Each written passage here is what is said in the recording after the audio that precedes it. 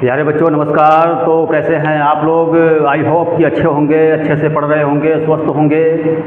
तो प्यारे बच्चों, इस वीडियो में हम लोग प्रश्नावली 3.2 के प्रश्न नंबर 3 के जो भाग बचे हुए हैं वो भाग हम लोग आज क्लियर करेंगे। मतलब कि प्रश्न नंबर 3 का तीसरा भाग, चौथा भाग, पांचवा भाग और छठवां भाग, ये 4 पार्ट हम लोग यहाँ पर आज क्लियर करेंगे।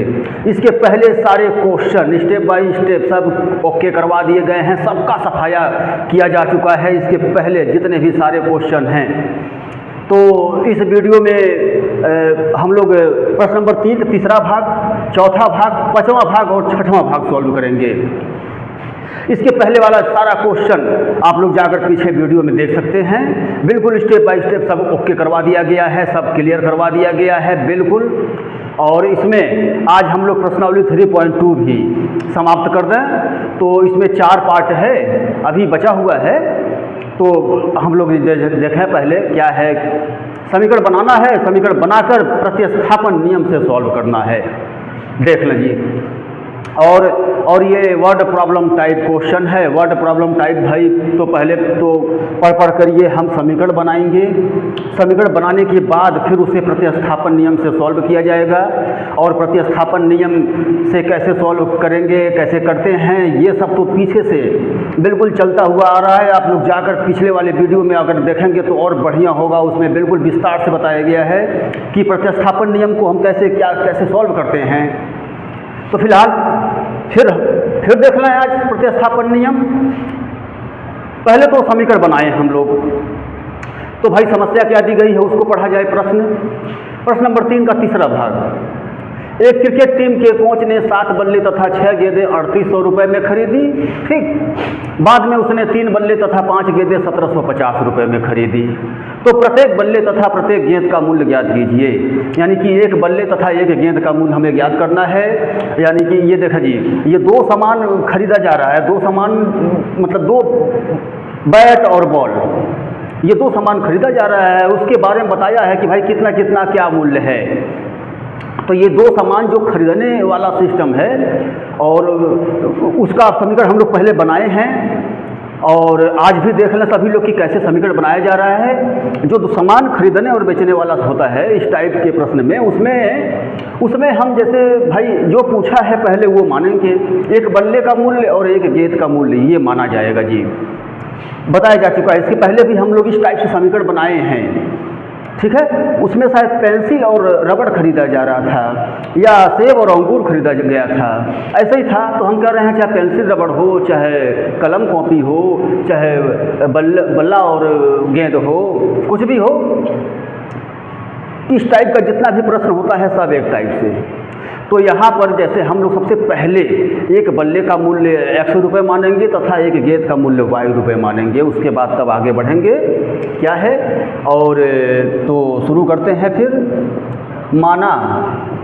माना एक बल्ले का मूल्य बराबर x रुपये। ठीक है जी। तथा एक गेंद का मूल्य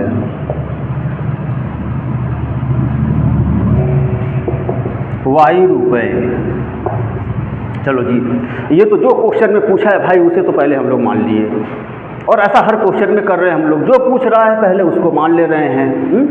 ऐसा जो है अधिकतर ज़्यादातर क्वेश्चन में ऐसा होता है कि भाई जो पूछ रहा है पहले वो मान लिया जाए।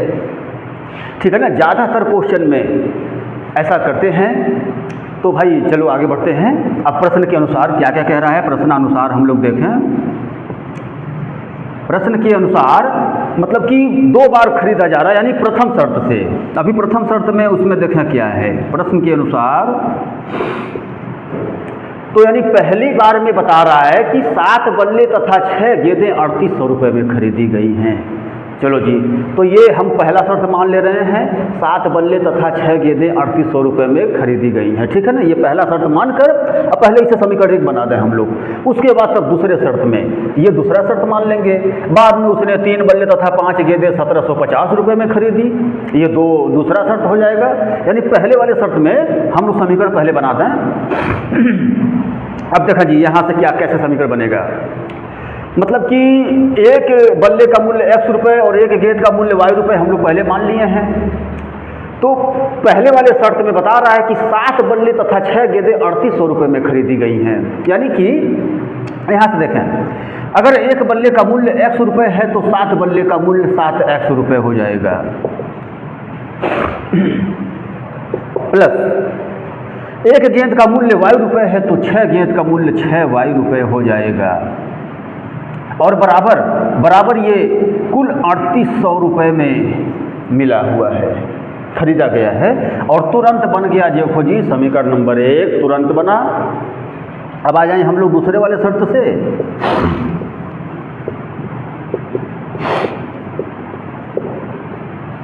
चलो जी, दूसरे वाले शर्त में मतलब कि दोबारा फिर खरीदा गया है।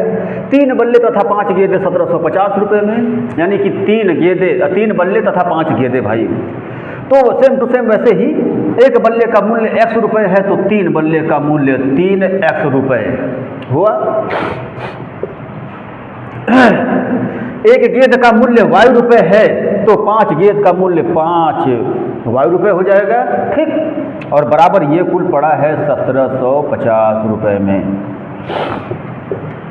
लो जी, इसमें तो भाई तुरंत बना समीकरण, तुरंत बन गया, तुरंत। अब इसे हम लोग प्रतिस्थापन नियम से सॉल्व करेंगे। तो भाई प्रतिस्थापन नियम में पहला स्टेप ये बताया गया था कि हम इन दोनों में से कोई सा एक समीकरण लेंगे और उसमें से एक चर का मान ज्ञात करेंगे, चाहे x का चाहे y का, ठीक। तो यहाँ से हम लोग पक्षांतर करके एक चर का मान ज्ञात करेंगे, पहले स्टेप का कार्य जो है। और बाकी ये ऊपर ये थोड़ा सा रफ कर दिया जा रहा है भाई, ठीक है ना, ये रफ कर दिया है हम लोग।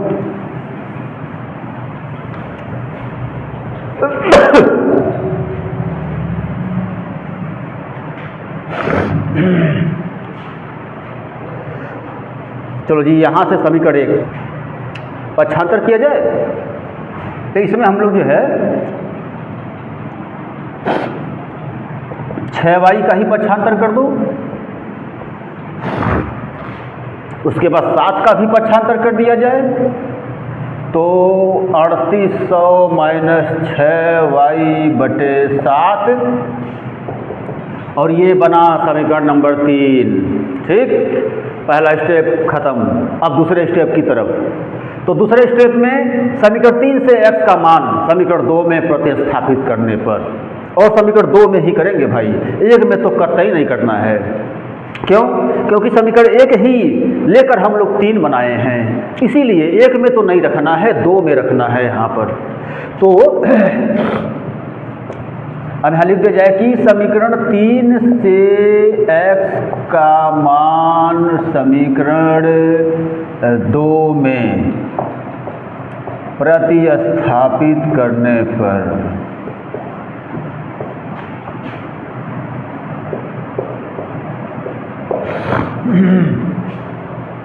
चलो भाई, तो भाई पहले समीकरण 2 लिख ले हम लोग, 3x + 5y = 1750। ये समीकरण 3 हो गया, सॉरी समीकरण 2 हुआ। और इसमें x का मान रखेंगे हम लोग x के जगह पर।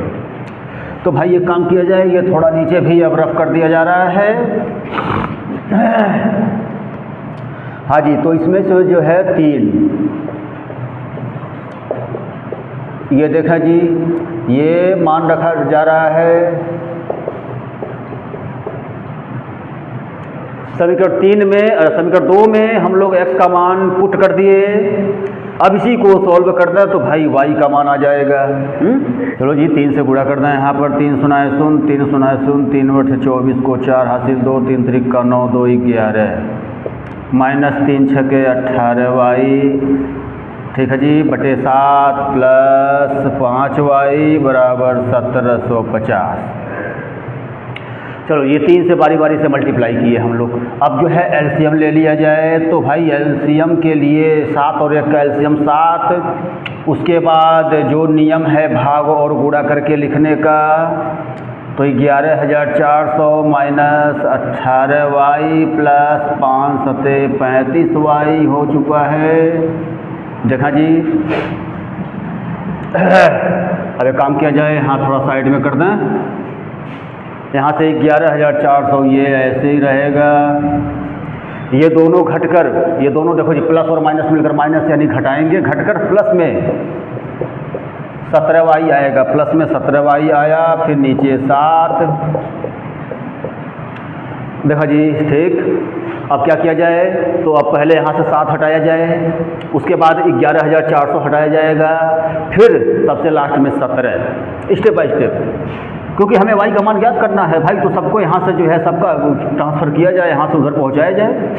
तो देखा जी ये पहले 7 का पक्षांतर करें तो 7 गुणे होगा, 7 सुनाए 16, 7 पचे 35, 7 सत्ते 49, 2 52, 7 का नाम 7 और 5 12। देखा जी ये 7 उधर पक्षांतर किए राइट में तो मल्टीप्लाई हुआ। अब मल्टीप्लाई हुआ तो भाई मल्टीप्लाई कर दिए हम लोग। अब 11,400 का पहले यहाँ से पक्षांतर किया जाए, तो माइनस में हो गया 11,400, ठीक है जी। और उसके बाद जी अब घटा दो, तब अब तो घटेगा ही 0, 5, 12 में से 8 गया 4 और बाकी सब कटा, यानी कि y बराबर आ गया 850/17। अब 17 भी हटा दिया जाए और 17 हटाया गया तो भाई 17 पचे 85, यानी कि y का मान आ गया जी 4। चलो जी y का मान तो 4 आ गया है। अब ये y का मान जो निकला है हम समीकरण 3 में रखेंगे, मतलब कि तो यहाँ पर ये जो ये मान निकला है y का, तो ये समीकरण 1 में रखो या समीकरण 2 में रख दो या समीकरण 3 में रखो, आपकी मर्जी। लेकिन हम लोग 3 में ही रखेंगे, क्योंकि 3 में रखने से थोड़ा जल्दी काम हो जाएगा, ठीक है जी। क्योंकि 3 में देखो पक्षांतर किया कराया है, तुरंत अभी रखेंगे तो गुणा भाग करके आंसर आ जाएगा जल्दी से। तो बस तो ये जो है यहाँ पर लिख दें हम लोग कि y का मान समीकरण 3 में रखने पर, चलो जी तो पहले समीकरण 3 लिख लें हम लोग। तो समीकरण 3 देखें जी, ये रहा समीकरण 3, ये ऊपर ही है लिखा हुआ, तो इसमें ये नीचे रफ करके हम लोग जो है मान रख रहे हैं। अब y का मान 50 आया है भाई, ध्यान रखना y का मान 50 है, तो भाई वहाँ पर हम लोग लिख भी दिए। उसके बाद इसके नीचे आप लोग को ये लिखना है समीकरण 3 इसके नीचे, और फिर वहाँ पर मान रखना है। तो फिलहाल हम मान रख रहे हैं यहाँ पर 3800 माइनस 6 गुणे y का मान 50 आया, और ये भी घटा देंगे तो देखा जी ये मिला जी। और फिर यहाँ से जो है 3800 में से 300 घटा भाई, आ गया 3500, ठीक। 3500 आया तो 7 पचे 35, ये कट गया जी, यानी कि x का मान आ गया 500। चलो जी आंसर तो आ ही चुका है हम लोग का, यानी कि बस अब थोड़ा हिंदी में इसका आंसर लिख दें। तो अतः एक बल्ले का मूल्य बराबर x बराबर 500 आया है, ठीक। तथा एक गेंद का मूल्य बराबर y माना गया था, और y का मान 50 आया है। तो ये हुआ आप लोगों का आंसर, देखा जी। तो ये पूरा प्रश्न नंबर 3 का तीसरा भाग कंप्लीट। अब चौथे भाग की तरफ, तो ये रफ कर दिया जा रहा है। हाँ, तो प्रश्न नंबर 3 में चौथे पार्ट में कह रहा है कि एक नगर में टैक्सी के भाड़े में एक नियत भाड़े के अतिरिक्त चली गई दूरी पर भाड़ा सम्मिलित किया जाता है, ठीक। अब आगे बता रहा है कि 10 किमी दूरी के लिए भाड़ा 105 रुपये तथा 15 किमी दूरी के लिए भाड़ा 155 रुपये दिया, ठीक।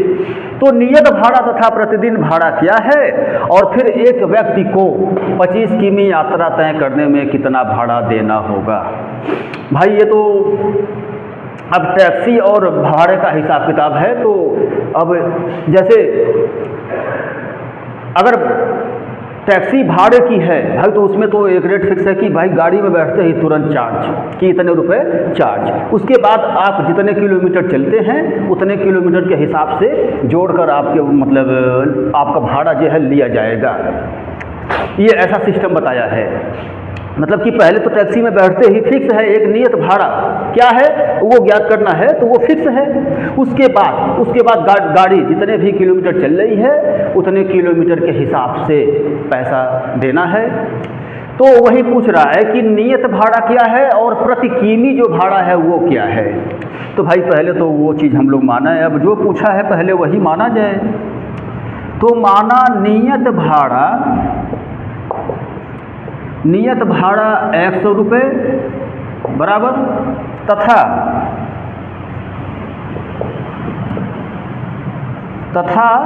प्रति किमी भाड़ा बराबर y रुपये। ठीक, चलो जी, अब ये तो हम लोग मान लिए। अब आ जाए प्रश्न के अनुसार। प्रश्न के अनुसार जो है इसमें 2 शर्त बता रहा है। तो पहले वाले शर्त में हम लोग देख लें क्या है भाई। इसमें पहला वाला जो शर्त है कह रहा है कि 30 किमी दूरी के लिए 105 रुपये भाड़ा देना पड़ा, ये पहला शर्त है इतना। तो पहले ये हम लोग समीकरण बना लें। उसके बाद ये 15 किमी वाला जो है ये दूसरा शर्त होगा। तो भाई पहले शर्त में 10 किमी दूरी के लिए भाड़ा 105 रुपये। अब देखें कैसे समीकरण बनेगा। पहले तो जो नियत भाड़ा है 100 रुपये वो तो भाई पहले हो गया, गाड़ी में तुरंत बैठते ही पहले वो 100 रुपये नियत भाड़ा फिक्स। उसके बाद इसमें प्लस होगा प्रति किमी वाला भाड़ा। तो भाई प्रति किमी मतलब कि 10 किलोमीटर चल रहा है वो, तो अगर 1 किलोमीटर का y रुपये है तो 10 किलोमीटर का 10 y रुपये हो जाएगा। और ये सब जोड़कर 105 रुपये वो भाड़ा दिया है। देखो जी बना दिए हम लोग, मतलब कि ये तो नियत भाड़ा हो गया भाई गाड़ी में तुरंत बैठते ही। उसके बाद प्लस ये प्रति किमी के हिसाब से भाड़ा इतना हुआ, और फिर ये दोनों जोड़कर बराबर कुल 105 रुपये, यानी कि बन गया ये तुरंत समीकरण नंबर 1 तुरंत बन गया जी। अब आ जाओ जी दूसरे वाले शर्त में। दूसरे वाले शर्त में भी ऐसा ही कह रहा है। अब दूसरे वाले शर्त में 15 किमी के लिए बता रहा है भाई। तो जो फिक्स वाला जो नियत भाड़ा है वो तो रहेगा ही, गाड़ी में तुरंत बैठते ही नियत भाड़ा फिक्स उतने रुपए, और इसमें प्लस होगा या प्रति किमी वाला। तो प्रति किमी मतलब यहाँ पर ये 15 किलोमीटर चला है, तो भाई 1 किलोमीटर का y रुपये, तो 15 किलोमीटर का 15 y रुपये हो जाएगा। और फिर भाई ये दोबारा जो है वो 155 रुपये बोल दिया है। देखो जी ये भी बन गया तुरंत समीकरण नंबर 1 2 समीकरण नंबर 2 तुरंत बना, बहुत जल्दी बना, कुछ ज़्यादा तामझाम नहीं मिला इसमें, तुरंत बना तुरंत बस। तो क्या दिखा अब हम लोग सॉल्व करें प्रतिस्थापन नियम से। चलो जी, तो ये ऊपर का ये थोड़ा रफ कर दिया जा रहा है। बाकी आप लोगों को ये ध्यान रखना है कि सब x और y का मान जो निकलेगा वो तो आंसर होगा ही। उसके बाद 25 किमी का कितना भाड़ा देना पड़ेगा, 25 किमी यात्रा तय करने में कितना भाड़ा देना पड़ेगा ये भी ज्ञात करना है इसमें। तो पहले तो हम एक्स वाई का मान ज्ञात करें, पहले उसे आंसर बनाएं। उसके बाद ये 25 किमी वाला भी हम लोग सबसे लास्ट में ज्ञात कर लेंगे। तो ये अब रफ कर दिया जा रहा है।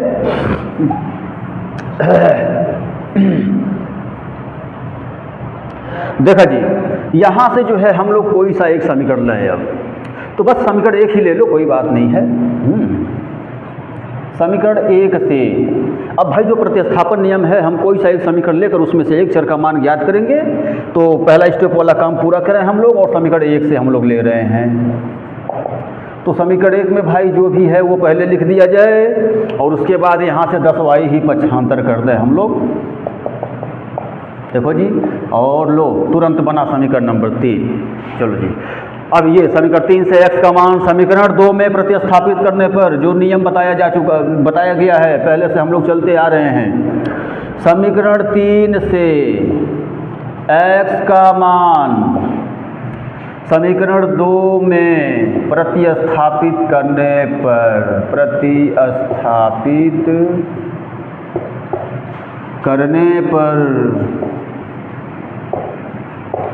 ठीक है जी।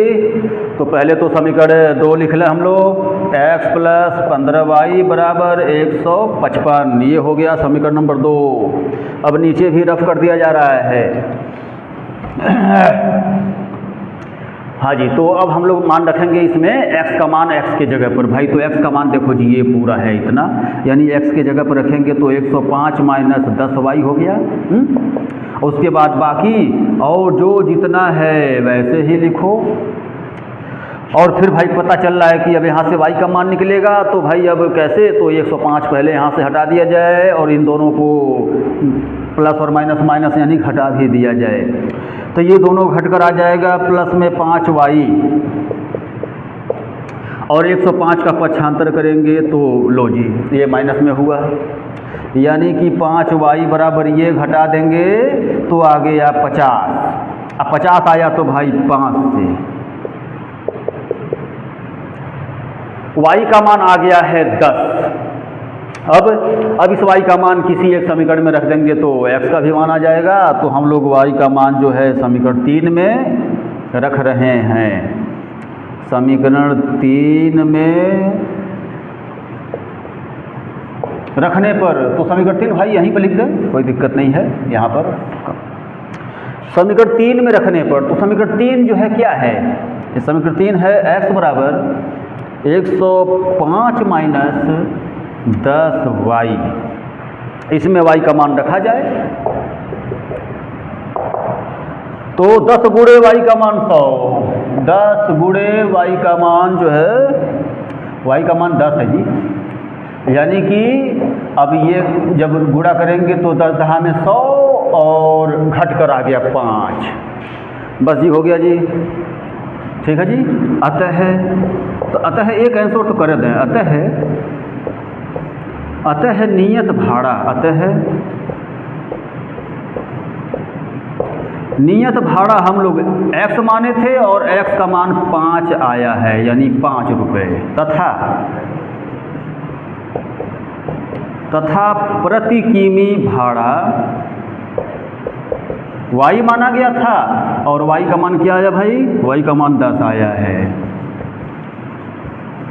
चलो जी, एक आंसर तो ये हो गया आप लोगों का, नियत भाड़ा तथा प्रति किमी भाड़ा जो पूछा है। अब अभी और पूछा इसमें 25 किमी का कितना भाड़ा देना पड़ेगा, तो भाई 25 किमी का भी निकालो, तथा 25 किमी के लिए भाड़ा बराबर, तो 25 किमी के लिए भाड़ा जब हम लोग लिखेंगे तो भाई ये तो नियत भाड़ा हो चुका है जो हम लोग माने थे, और 25 किमी का 25y, जैसे अभी इसके पहले हम लोग किए, ये 25 किमी का भाड़ा ये अभी ज्ञात होगा। x का मान 5, y का मान 10, यानी कि 250, अर्थात ये सब जोड़कर आ गया 255 रुपये, यानी कि 25 किमी का भाड़ा 255 रुपये देना पड़ेगा। तो यानी कि अभी आप लोगों का जो है प्रश्न नंबर 3 का चौथा पार्ट भी ओके, तो ठीक है, देख लें सभी लोग, रफ कर दिया जा रहा है। और फिर अब 5वां पार्ट, तो इसका 5वां पार्ट, यदि किसी भिन्न के अंश और हर में 2 जोड़ दिया जाए तो वह भिन्न 9/11 हो जाती है, ठीक, पहला शर्त। यदि अंश और हर दोनों में 3 जोड़ दिया जाए तो वह 5/6 हो जाती है, दूसरा शर्त। और वह भिन्न ज्ञात कीजिए। तो भाई सब कुछ वही है, सेम टू सेम, पहले हम लोग मान लें। अब भिन्न है, भिन्न मतलब कि इसमें तब अंश भी है और हर भी है, तो पहले हम लोग इसमें अंश और हर ये 2 पहले मान लें, उसके बाद तब भिन्न बनाएंगे। तो माना अंश बराबर x तथा हर बराबर y,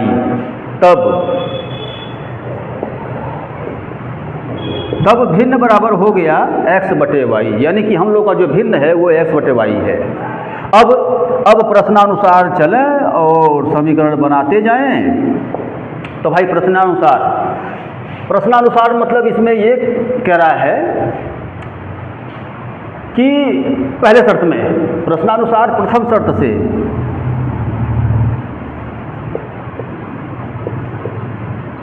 कह रहा है कि अंश और हर दोनों में 2 जोड़ दिया जाए तो वह भिन्न 9/11 हो जाती है। यानी कि देखें जी, अंश में और हर में दोनों में जो हम लोग भिन्न माने अभी x/y उसके अंश और हर दोनों में 2 जोड़ दें तो वह भिन्न 9/11 हो जाती है। देखा जी, ये पहला शर्त हम लोग लिख दिए और इसी को बस आगे बढ़ना तो अभी समीकरण बन जाएगा फिर। और आगे बढ़ने के लिए भाई क्रॉस मल्टीप्लाई मतलब कि 11x + 11 दूना 22 इधर से हुआ, यहाँ से आ गया 9y + 9 दूना 18। ठीक, अब जैसे समीकरण होता है वैसे हम लोग सेट कर दें तो 9y लेफ्ट में 22 राइट में। देखा जी, पक्षांतर करते हुए तो अब यहाँ पर जो है 11x - 9y ये तो ऐसे ही रहेगा और उधर घटकर आ गया है माइनस में 4 और बन गया समीकरण नंबर 1। ठीक है जी, अब आ जाओ दूसरे वाले शर्त पर।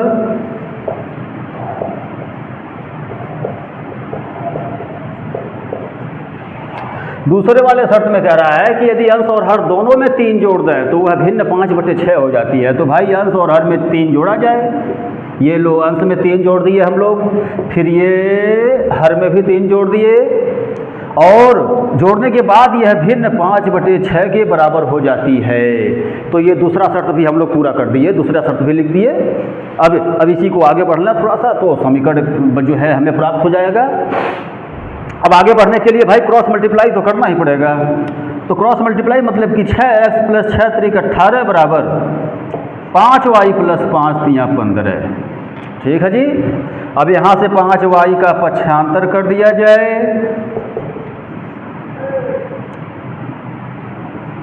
और 5y का भाई पक्षांतर करने पर 5y लेफ्ट में 18 राइट में पक्षांतर और पक्षांतर कर देने पर ये जो ये बन गया समीकरण नंबर 2।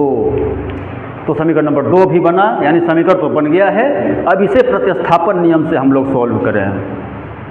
तो भाई प्रतिस्थापन नियम से सॉल्व करने के लिए कोई सा एक समीकरण लें हम लोग, कोई सा एक समीकरण ले लो। तो भाई समीकरण जो है कौन सा लिया जाए? समीकरण चलो भाई एक से ले लो, कोई बात नहीं है, ज़्यादा कन्फ्यूजिंग ना हो। मतलब हम दोनों ले सकते हैं, समीकरण 1 समीकरण 2 दोनों ले सकते हैं। ठीक है, तो समीकरण 1 ही ले लिया जा रहा है, कोई दिक्कत नहीं है, आप लोगों की मर्जी। समीकरण 1 ले लें या समीकरण 2 लें।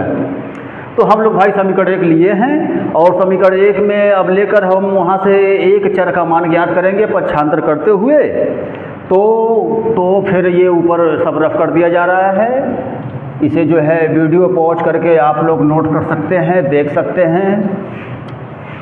तो भाई इसमें जो है इसमें पक्षांतर करते हुए एक चर का मान ज्ञात करना है। अभी तो काम किया जा रहा है -9y ही पक्षांतर कर दिया जाए राइट में। तो 9y राइट में गया, प्लस में हुआ और बाकी -4 तो उधर है ही। उसके बाद 11 भी हटाओ जी, 11 भी हटा दिए हम लोग। ये देखो जी बन गया समीकरण नंबर 3। अब समीकरण 3 से x का मान समीकरण 2 में प्रतिस्थापित करने पर 2 में ही करना है जी, बताया जा चुका है क्यों। तो समीकरण 3 से x का मान समीकरण 2 में प्रतिस्थापित करने पर, तो भाई पहले समीकरण 2 लिख लें हम लोग। 6x - 5y बराबर -3। इसमें x का मान x के जगह पर देखें जी, x का मान x के जगह पर पुट कर दिए हम लोग, प्रतिस्थापित किए। और अब इसे जो है पहले 6 का गुणा कर दें, पहले 6 से ये मल्टीप्लाई कर दिया जाए। तो 6 × 9 = 54y, 6 × 4 = 24 और यहाँ पर बटे 1 करके एलसीएम लिया जाए। भाई जैसे बन रहा है वैसे हम स्टेप बाय स्टेप सॉल्व करते चलें। तो 11 और 1 का एलसीएम 11 होगा, फिर भाग और गुणा करेंगे तो यहाँ पर आ जाएगा 54y - 24 और यहाँ से आ जाएगा 55y। देखा जी। अब यहाँ पर भाई ये दोनों घटा दें, मतलब पहले 11 हटा दिया जाए। ये इधर रफ कर दिया जा रहा है।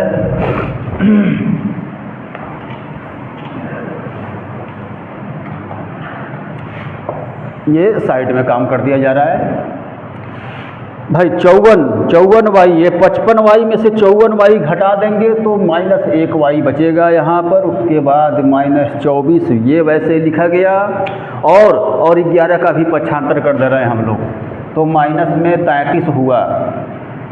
और उसके बाद अब 24 भी हटाओ, तो 24 भाई राइट में करेंगे प्लस में होगा, और प्लस में होगा तो भाई अब माइनस प्लस माइनस यानी घटाओ, तो ये आ जाएगा माइनस में 9, और फिर माइनस से माइनस कैंसिल, तो y का मान आ गया 9। ठीक।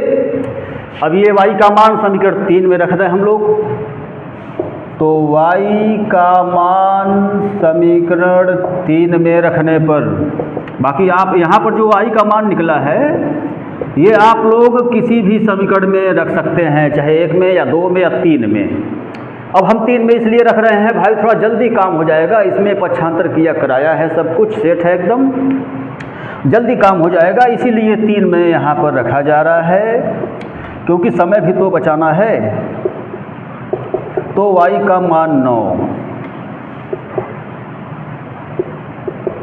9 9 81,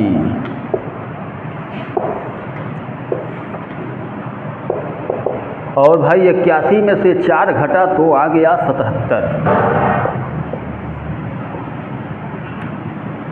और जब 77 आया तो 11 सते 77, यानी कि x का मान आ गया 7। चलो जी, x और y दोनों का मान आ गया, यानी कि आंसर तो आ ही गया है, बस लिख दिया जाए। अतः वह भिन्न बराबर x बटे y माना गया था। अतः x बटे y माना गया था, x का मान 7 आया है, y का मान 9 आया है, यानी कि ये 7 बटे 9 आंसर, यानी कि वह भिन्न 7 बटे 9 है। आंसर कंप्लीट, 5वां पार्ट भी इसका कंप्लीट। तो अब 6वें पार्ट की तरफ पढ़ते हैं हम लोग। वीडियो पॉज करके आप लोग नोट कर सकते हैं, देख सकते हैं, समझ सकते हैं। तो ये हाँ, तो छठा भाग है 5 वर्ष बाद जैकब की आयु उसके पुत्र की आयु की 3 गुनी हो जाएगी। ठीक, पहला शर्त। 5 वर्ष पूर्व जैकब की आयु उसके पुत्र की आयु की 7 गुनी थी, ये दूसरा शर्त। उसके बाद उसकी वर्तमान आयु ज्ञात कीजिए। तो भाई जो पूछा है, सबसे पहला काम जो पूछा है पहले वही माने हम लोग, जैसा कि पहले से चलता हुआ आ रहा है। हर क्वेश्चन में जो पूछ रहा है वही पहले ही मान लिया जा रहा है, और ऐसा अधिक से अधिक प्रश्नों में यही काम किया जाता है कि जो पूछता है पहले उसी को मानते हैं। किसी क्वेश्चन में थोड़ा सा अलग टाइप से माना जाता है, नहीं तो आप लोग देख ही रहे हैं जो भी पूछ रहा है क्वेश्चन में वही हम लोग मान रहे हैं। तो फिलहाल यहाँ पर जो है मान के चले हम लोग, आगे अगर कुछ भिन्न टाइप से क्वेश्चन मिलेगा तो देखा जाएगा फिर। तो भाई यहाँ पर जो है, यहाँ जैकब और पुत्र, उनके पुत्र, यानी कि जैकब की आयु माना जैकब की वर्तमान आयु बराबर x वर्ष तथा पुत्र की वर्तमान आयु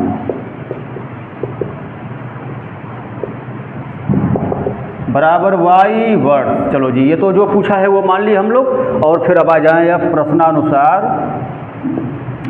प्रश्नानुसार मतलब इसमें 2 शर्त बता रखा है। तो पहले प्रथम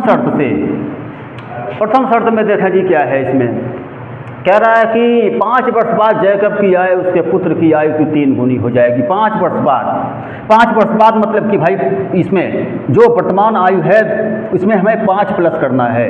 जैसे ये देखो जी, ये जैकब की 5 वर्ष बाद वाली आयु 5 प्लस कर दिए वर्तमान में, तो ये 5 वर्ष आगे पहुंच गए हम लोग। ये बराबर होता है पुत्र की 5 वर्ष बाद वाली आयु की 3 गुनी, देखा जी 3 गुनी, यानी कि जो पहले शर्त में जो बोला है हम लोग उसे लिख दिए। 5 वर्ष बाद जैकब की आयु उसके पुत्र की आयु की 3 गुनी हो जाएगी, यानी कि पुत्र की भी 5 वर्ष बाद वाली ही आयु की 3 गुनी हो जाएगी, यानी कि ये हम लोग पहला शर्त लिख दिए।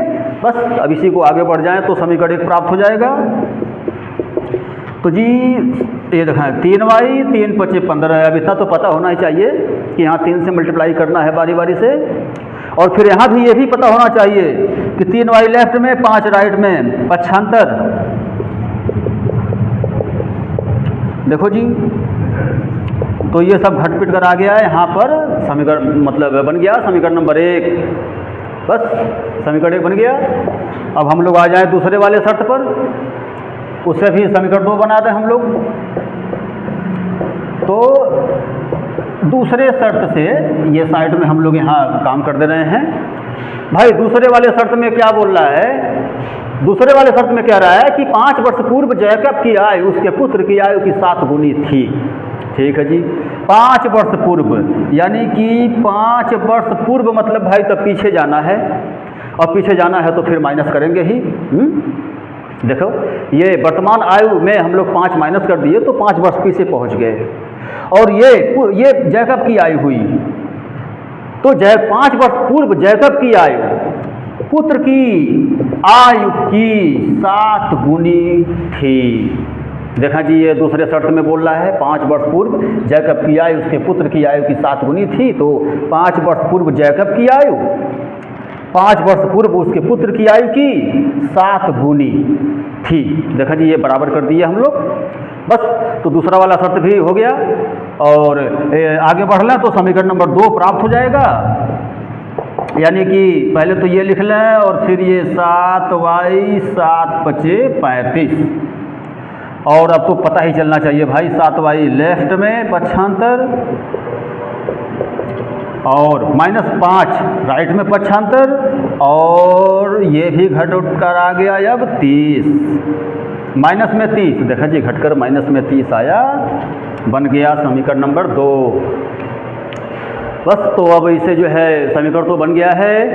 अब इसे हम लोग प्रतिस्थापन नियम से सॉल्व करें तो प्रतिस्थापन नियम में तो पता ही है कि काम क्या करना है। सबसे पहले स्टेप में कोई सा एक समीकरण लेंगे, उसमें से एक चर का मान ज्ञात करेंगे पक्षांतर करते हुए।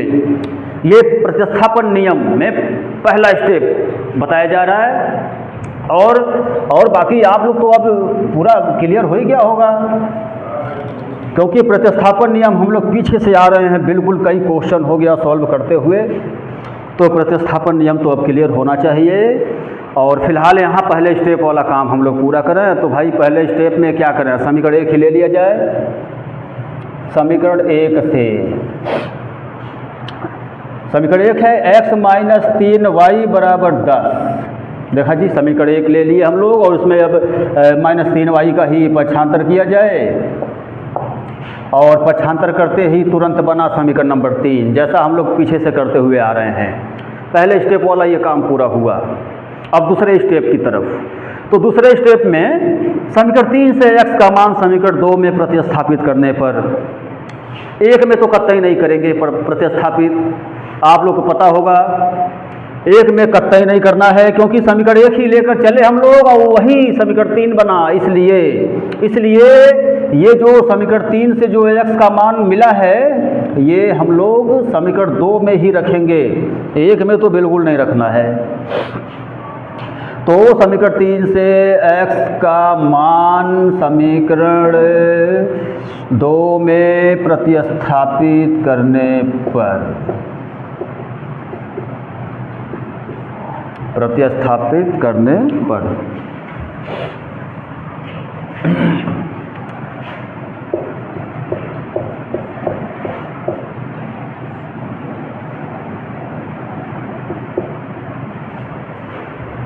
चलो जी, तो पहले समीकरण 2 क्या है जी? समीकरण 2 है x - 7y = -30। क्या मान निकला जी? x का मान रखना है। तो भाई x के जगह पर x का मान वहाँ पर +10 + 3y। देखा जी, x का मान x के जगह पर रख दिए हम लोग। उसके बाद और बाकी सब कुछ वैसे ही सेम टू सेम। चलो जी, मान तो रख दिए हम लोग। अब तो यहाँ पर क्लियर पता चल रहा है भाई, ये घटा दें हम लोग, माइनस में 4y आ जाएगा और 10 का पक्षांतर कर दें। देखा,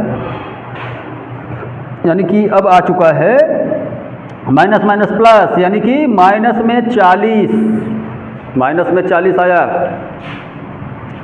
अब इसे भी रब कर दें हम लोग। चलो जी, माइनस में 40 आया तो अब तो कैंसिल ही हो रहा है, माइनस से माइनस और 4 दहा में 40, यानी कि y का मान आ गया 10। एक आंसर तो आ गया। अब इस y का मान हम लोग समीकरण 3 में रखेंगे, बाकी आप लोगों की मर्जी, चाहे समीकरण 1 में रखें, चाहे 2 में रखें, चाहे 3 में रखें, लेकिन हम लोग 3 में ही रखेंगे, क्योंकि भाई 3 में रखने से थोड़ा सा समय बच जाएगा। 3 में जो है पक्षांतर किया कराया है सब कुछ, इसीलिए बाकी आप लोगों की मर्जी, किसी भी समीकरण में रख सकते हैं, ठीक। फिलहाल हम लोग 3 में रख रहे हैं। चलो जी, तो समीकरण 3 लिख लिया जाए। समीकरण 3 कहाँ है जी? ये रहा समीकरण 3। x बराबर 10 प्लस 3y, और क्या मान निकला जी? y का मान 10 रखना है, तो यानी कि 10 प्लस 3 दहा में 30, अर्थात 30 10 40। चलो जी, x और y दोनों का मान निकल गया जी। तो आंसर तो आ ही गया है, बस थोड़ा सा हिंदी में लिखना है। अब अतः है, आंसर आ चुका है। अतः है क्या माना गया था जी? अतः जैकब की वर्तमान आयु, अतः जैकब की वर्तमान आयु बराबर x, बराबर x का मान आ गया है 40 वर्ष, तथा पुत्र की वर्तमान आयु y माना गया था, और y का मान क्या आया? y का मान 10 आया है, तो भाई 10 वर्ष। और इस प्रकार ये प्रश्न नंबर 3 का छठा भाग भी ओके क्लियर हुआ आप लोगों का। तो भाई अब प्रतिस्थापन नियम तो अब यहाँ पर ये समाप्त हुआ। अब विलोपन नियम शुरू होगा, तो विलोपन नियम हम लोग शुरू करेंगे अगले वीडियो में। इस वीडियो में बस इतना ही रहने दिया जाए। या प्रश्नावली 3.2 पूरा फुलफिल कंप्लीट। प्रश्नावली 3.3 के बारे में हम लोग जो भी नियम होगा वो हम लोग अगले वीडियो में देखेंगे, अगले वीडियो में डिस्कस किया जाएगा। फिलहाल इस वीडियो में इतना ही रहने दिया जाए। तो चैनल को लाइक करें, शेयर करें, सब्सक्राइब करें, बेल आइकन दबा लें, ताकि प्रत्येक दिन का नोटिफिकेशन आप लोगों को प्राप्त होता रहे। ऐसे ही गणित बम्पर तरीके से तैयारी की जाएगी, बिल्कुल आसान शब्दों में, घबराने की एकदम ज़रूरत नहीं है। मैथ से डरने वाले बच्चे तो बिल्कुल ही IR कोचिंग सेंटर से जुड़ें। तो मिलते हैं अगले वीडियो में।